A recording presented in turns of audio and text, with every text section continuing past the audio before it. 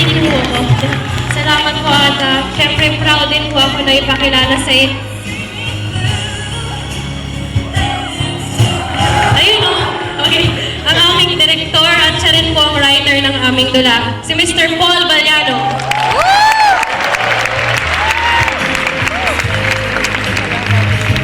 Director pala siya? Siya nga din may-ari, di ba? Oo, sama.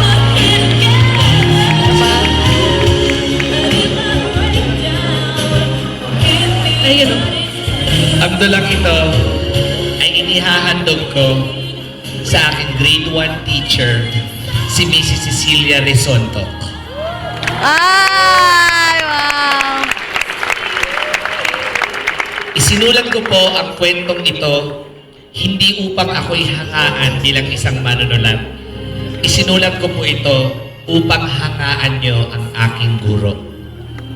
Siya ang nagturo sa aking magsulat, sumayaw, kumanta, mag-solve ng math, at higit sa lahat, siya ang nagturo sa akin sa edad na 7 taon, nagsabing, kaya mo yan, anak. Hindi ko makakalimutan, I came from a very poor family, below average.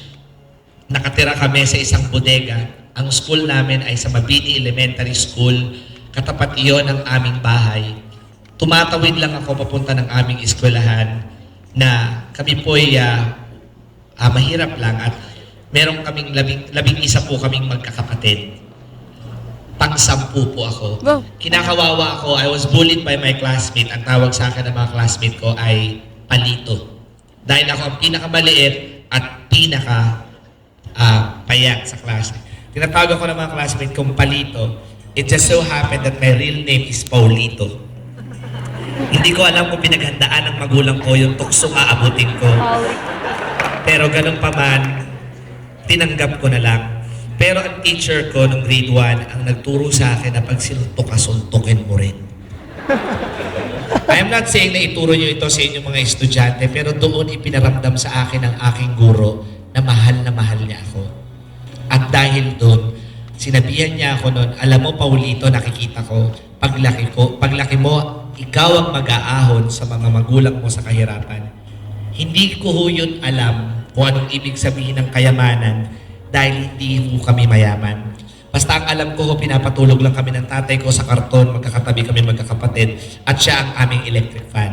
Kumukuha siya ng malaking karton at pinapaypayan niya kaming lahat. Natatandaan ko kung gaano kabuti ang tatay ko na kahit mahirap lang kami, gumawa siya ng factory ng bata. Dumami kami, pero nakakita ako ng mga mabubuting magulang sa gitna ng kahirapan. Hindi nila kami tinuro ang magnakaw, hindi nila kami tinuro ang magmura, hindi nila kami tinuro ang manggancho ng ibang tao. Pero isa lang ang itinuro sa amin ng mga magulang namin, mag-aral kayo ng maigi. Nang ako po ay nakatapos ng grade 1, ako po ay first honor. Wow! Dahil po, inspired ako sa teacher ko. Graduate ako ng grade 6 ng 4th year high school. Nung ako magkukolehiyo na, muntik po ako magpapasagan ng mundo ng ang tatay ko po ay namatay.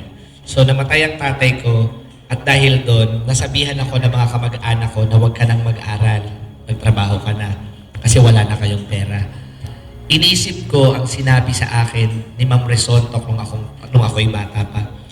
Paano ko maaahon ang aking mga magulang kung sa Jollibee ako magtatrabaho? Malamang pag nag-Jollibee ako, araw-araw kong bibigyan ng Chicken Joy ang nanay ko. Pero hindi ko siya mabibigyan ng bahay.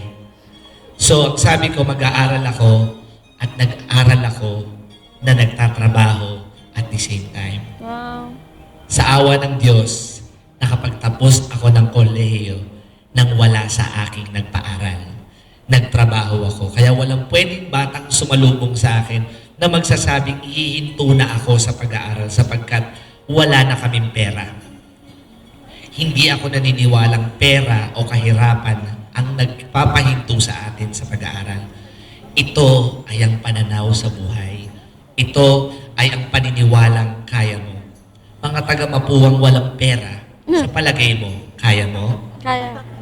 Pag kaya mo, ibig sabihin, kakayanin mo. Pero pag sinabi mo sa sarili mong mahirap ang buhay, naniniwala ako sa'yo. Pag sinabi mong pangit ka, babakas ako ng 5. Pero pag sinabi mong makakapagtapos ka, aabangan kita. Bakit? Kasi iyan ang gusto mo. Kung ano ang gusto mo, iyan ang abutin mo. Pag ikaw ay bumitaw, bumitaw ka na ngayon.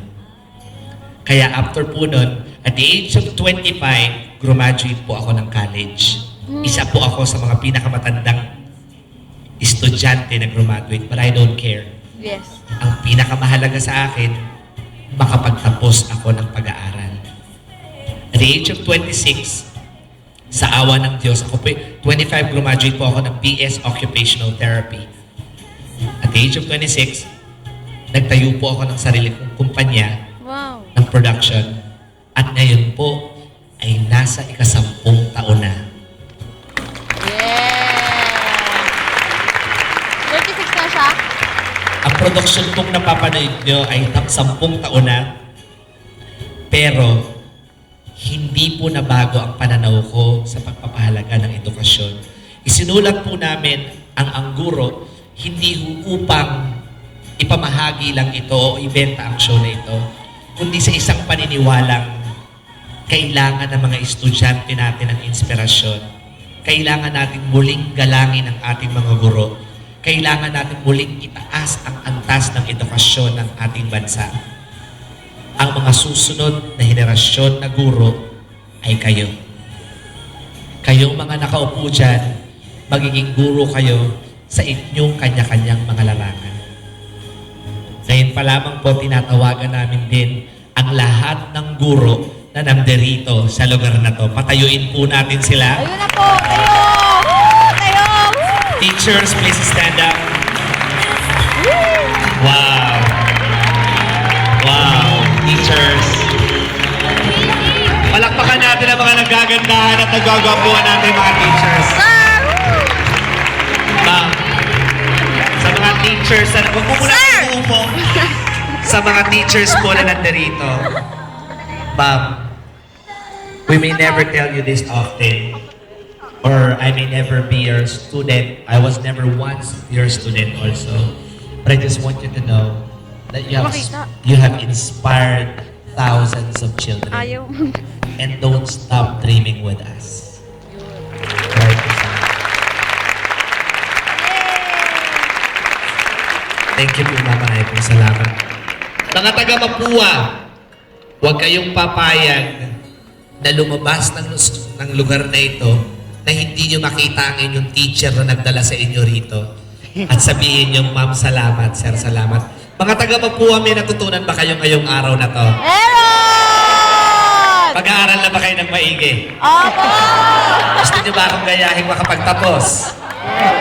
So, ibig sabihin, kung gusto nyo talaga magtapos, mag-aral kayo ng maigi. Mamaya, lapitan ninyo ang inyong mga teacher, yakapin ninyo, hindi nyo to ginagawa, alam ko. Pero yakapin mo at sabihin mo sa teacher mo, Sir, Ma'am, keep inspiring me. Dami. Mula po sa stairs, marami pong salamat.